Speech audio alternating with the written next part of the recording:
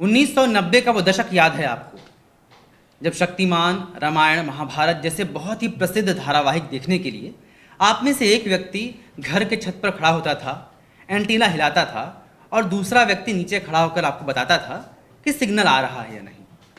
दरअसल आज विवेक आर्यन इस मसले पर, एंटीना युग पर बात इसलिए कर रहा है क्योंकि एंटीना युग खत्म हो रहा है। मुझे याद नहीं कि आप में से कितने लोगों ने एंटीना का अंतिम बार इस्तेमाल कब किया होगा या आज भी कोई व्यक्ति कर रहा है या नहीं, लेकिन एंटीना युग को आप में से हर किसी ने जिया है, देखा है बहुत करीब से, और यह एंटीना युग खत्म हो रहा है। दरअसल प्रसार भारती ने निर्णय लिया है कि 1 अक्टूबर के बाद से, वो 1 अक्टूबर जो कि बीत चुका है, इसके बाद से विभिन्न राज्यों के विभिन्न रिले केंद्रों को अलग अलग समय पर बंद किया जाएगा। रिले केंद्र दूरदर्शन के वो केंद्र हैं जहां से प्रसारण होते थे एनालॉग सिग्नल के द्वारा, लेकिन इस एनालॉग सिस्टम को ही, इस पूरे सिग्नल को ही बंद करने का निर्णय लिया है। इसका सीधा अर्थ यही है कि एंटीना जो एनालॉग सिस्टम सिग्नल को पकड़ता था वो अब एग्जिस्ट नहीं करेगा, वो अब खत्म हो जाएगा और हम दूरदर्शन सिर्फ और सिर्फ डीटीएच के माध्यम से ही देख सकेंगे। यानी दूरदर्शन नहीं खत्म हो रहा है, लेकिन एंटीना युग की समाप्ति हो रही है। अब एंटीना के थ्रू आप दूरदर्शन नहीं देख सकेंगे। एंटीना से हम में से कई लोगों की यादें जुड़ी हैं, हमारा बचपन जुड़ा है और हमारे बचपन पे जिन धारावाहिकों का प्रभाव है, जिन सीरियल्स का बहुत ही बड़ा इम्पैक्ट है, उन सब का एक जुड़ाव रहा है एंटीना से। और शायद इसीलिए ही जो लोग 90 के दशक में जन्मे हैं, मेरी उम्र के और मुझसे पहले, मुझसे बड़े लोग भी, उन सब का एंटीना से एक जुड़ाव तो जरूर रहा है जो कि खत्म होने जा रहा है। हम बात करते हैं कि एनालॉग सिस्टम होता क्या है, एनालॉग सिग्नल क्या होता है। दरअसल 2 तरह के सिग्नल होते हैं, एनालॉग और डिजिटल। और जब भारत में रेडियो और टेलीविज़न की शुरुआत हुई तब एनालॉग सिग्नल के थ्रू ही प्रसारण होते थे, जो कि अब बंद होने लगे क्योंककि हमारे पास डिजिटल सिग्नल आ चुके हैं जो कि बहुत मजबूत और बहुत अच्छा विकल्प है, और इसीलिए एनालॉग सिग्नल को बंद किया जा रहा है। 1965 में देश भर में कई रिले केंद्र बनाए गए थे दूरदर्शन के। उस पर हम जरा बातचीत करते हैं कि कहाँ कहाँ किस किस तरह से इन रिले केंद्रों को बंद करने की तैयारी है। 31 अक्टूबर को, यानी 31 अक्टूबर तक हम 31 अक्टूबर तक इस देश के 152 रिले केंद्रों को बंद कर दिया जाएगा। 152 रिले केंद्र बंद हो जाएंगे। 31 दिसंबर तक 109 रिले केंद्र बंद किए जाएंगे। 31 मार्च 2022 तक, जो कि अगले साल आएगा, तब तक 151 और केंद्रों को बंद कर दिया जाएगा। इस तरह से जो जितने भी केंद्र हैं, रिले केंद्र, वो बंद कर दिए जाएंगे। सिर्फ 54 केंद्र बचे रहेंगे। ये 54 केंद्र कौन से हैं? वो केंद्र जो जम्मू कश्मीर, लद्दाख, सिक्किम, अंडमान निकोबार और लक्षद्वीप में है। इन केंद्र शासित अथवा राज्यों में जो रिले केंद्र बचे हैं, जिनकी संख्या 54 है, वो बचे रहेंगे। इसके अलावा भारत की पेरिफेरी के सभी रिले केंद्रों को बंद कर दिया जाएगा और एंटीना युग की समाप्ति हो जाएगी। एनालॉग सिग्नल को रेडियो ने पहले ही त्याग दिया है, और जब सैटेलाइट की दुनिया में हम आए, उपग्रहों की दुनिया में आए, वो उपग्रह जो हम खुद छोड़ रहे थे, जैसे कि इनसेट 4E, जिससे कि अभी हम टेलीविज़न देखते हैं, तो उस युग में हमने एनालॉग सिस्टम को छोड़ दिया, एनालॉग सिग्नल को छोड़ दिया, और इसीलिए अब एंटीना इतिहास है। वो इतिहास जो अब सिर्फ किताबों में मिलेंगे, हमें आम जनजीवन में देखने को नहीं मिलेगा।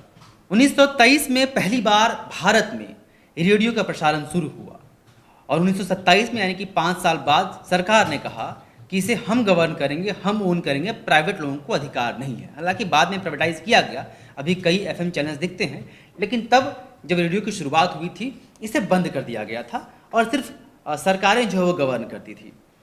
15 सितंबर 1959 को, यानी कि 1959 को पहली बार टेलीविज़न का प्रसारण इस देश में शुरू हुआ, जिसके बाद 65 में दूरदर्शन की शुरुआत हुई। वही दूरदर्शन जिससे एनालॉग सिग्नल के तार जुड़े हैं और जो अब एनालॉग सिग्नल पर नहीं देखा जा सकेगा। 65 में दूरदर्शन आया और 1976 में दूरदर्शन और रेडियो दोनों सेपरेट हो गए। इसके पहले ऑल इंडिया रेडियो ही इन दोनों को गवर्न किया करते थे, लेकिन 1976 में सेपरेट बॉडी बनाया गया।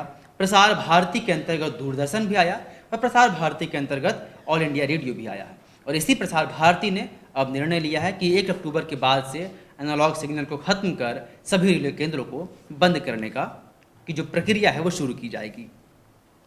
1976 वो साल भी था जब पहली बार भारत ने सैटेलाइट का इस्तेमाल किया है टेलीविज़न के ब्रॉडकास्टिंग के लिए।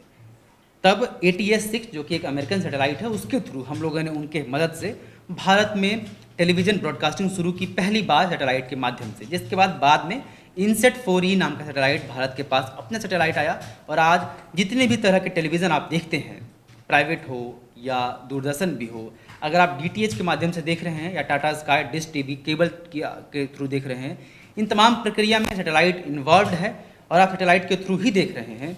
और एनालॉग सिग्नल को हम बहुत पहले ही छोड़ चुके हैं और इसीलिए चूँकि अब वो आउटडेटेड हो चुका है, बहुत महंगा भी है इसे कैरी करना, इसीलिए इसे बंद करने का निर्णय लिया गया है।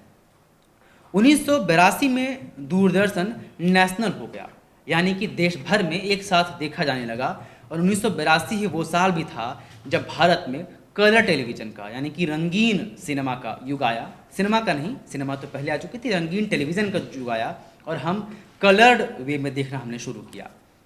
दरअसल ये पूरा इतिहास बताने के पीछे मेरा मकसद सिर्फ यही था कि आपको हम बता पाएँ कि टेलीविज़न ने किस तरह की जर्नी इस देश में शुरू की है और कब किस तरह से यहाँ तक पहुँचा है। आज हम में से हर किसी के हाथ में मोबाइल हो, चाहे वो किसी भी क्षेत्र का इंसान हो, बहुत सुदूर गांव में भी हर किसी के पास फ़ोन है, स्मार्टफोन है। आप जब चाहे जो चाहे यूट्यूब के तहखाने में जाकर देख सकते हैं, ढूंढ सकते हैं, चाहे वो शक्तिमान हो या रामायण हो या महाभारत हो। लेकिन वो दौर याद कीजिए जब पूरे गांव में, या शायद एक गांव में नहीं 2-3 गांव में एक टेलीविज़न हुआ करते थे।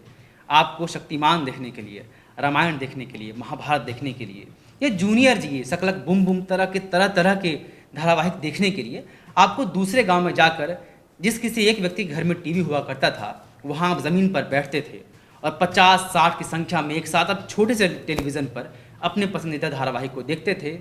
और तब आपको वो सीन जरूर याद होगा जिसका जिक्र मैंने इस वीडियो की शुरुआत में किया था कि किस तरह से एंटीना हिलाकर आप बूस्टर के थ्रू देखते थे टेलीविज़न को।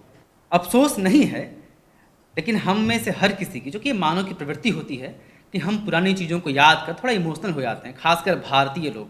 और इसीलिए एंटीना युग के अंत होने पर यह वीडियो बहुत ही ज़रूरी था कि आपको हम बता सकें कि इस देश में जब सूचना की क्रांति चल रही है, इसके पहले जो डिजिटलाइजेशन की क्रांति चली है, उसके पहले भी क्रांति चली है जिसका नाम टेलीविज़न है, जिसका नाम रेडियो है। और जिस माध्यम से इस मजबूत और सबसे मजबूत माध्यम की शुरुआत हुई, एनालॉग सिस्टम की, एनालॉग सिग्नल की, वो ख़त्म हो रहा है।